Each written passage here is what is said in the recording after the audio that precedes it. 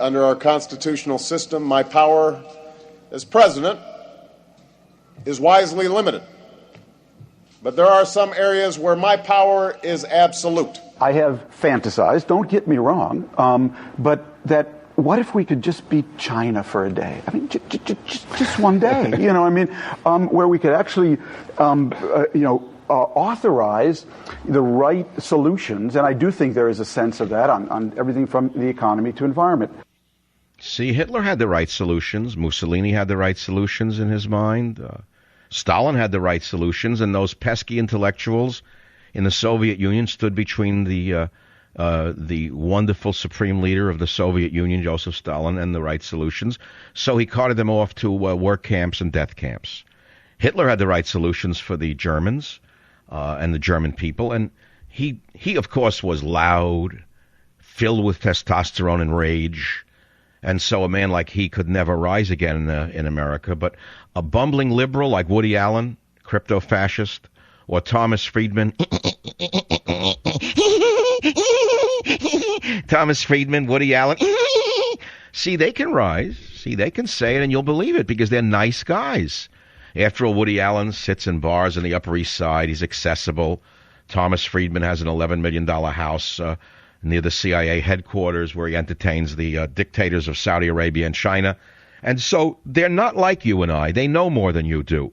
And because they know more than you do, they have the right answers.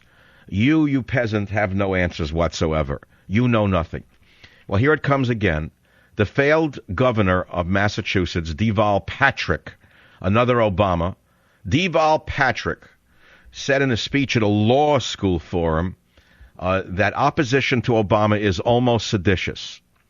That's right. Deval Patrick of Massachusetts said that the GOP opposition to the Obama program is almost at the level of sedition. Now, this is not the first time that a so-called prominent, so-called liberal politician has accused conservatives of committing sedition because they oppose Obama in his policies.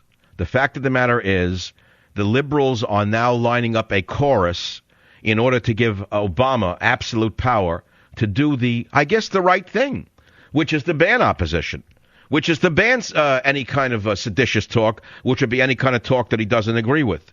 After all, he's ready to put a crypto-fascist on the Supreme Court, the blimp named Kagan, the evil blimp named Kagan, who says that the First Amendment is good as long as she and her liberal girlfriends agree with the First Amendment and agree with what is being said.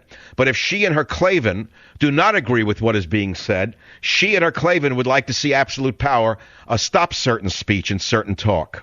So you see, the Klavan has produced its first plant for the Supreme Court. And unless you stand up and open your big fat mouth and stop being afraid of the Thomas Friedmans and the Woody Allens, unless you stand up and you yell in their faces wherever you are, New York, Washington, Boston, Seattle, get in their faces. It's time now. Stop it. Stop being afraid of these liberals because they're going to steal your freedom as sure as I'm sitting here. Get in their faces. They're craven crabs. They'll skitter away from you. They believe in absolute power because they know that they're wrong, and they know that the people are right, and they hate the people. They despise the people. They hate the American people. They hate the country. What they want is a country that is in their own image. That country doesn't exist, but in their own sick, foul, drugged-up minds, it could exist if only you, the redneck, disappeared. If only all of the stupid people west of the Hudson River, the not sophisticated types who don't live in $11 million houses, would suddenly shut up and go away, why then we could be like China. It could almost be a royalist symphony of the type you might see in a palace in Saudi Arabia where Thomas Friedman, Yenta from the Upper East Side, is ushered into the hushed halls of a Saudi prince, not realizing he is only being used by them in order to push forward their despotic autocratic methodologies. Yes, old Tommy boy, you are the Durant of our time. You are the apologist for Stalinism. You are the Durant of the 1990s. You are the Durant of the 2000s. History is repeating itself. The New York Times had a Durant in the 1930s who saw no evil and spoke no evil about the Soviet Union. We have him again. Again, the New York Times has produced a sycophantic lover of despotism. Only this time his name is not Durant. It is Friedman. It shall be remembered. It shall go down in history. This is the United States of America, and we're not ready to roll over and die for a group of craven, claven, crypto-fascists. New York City, WOR, Pete, welcome to the Savage Nation.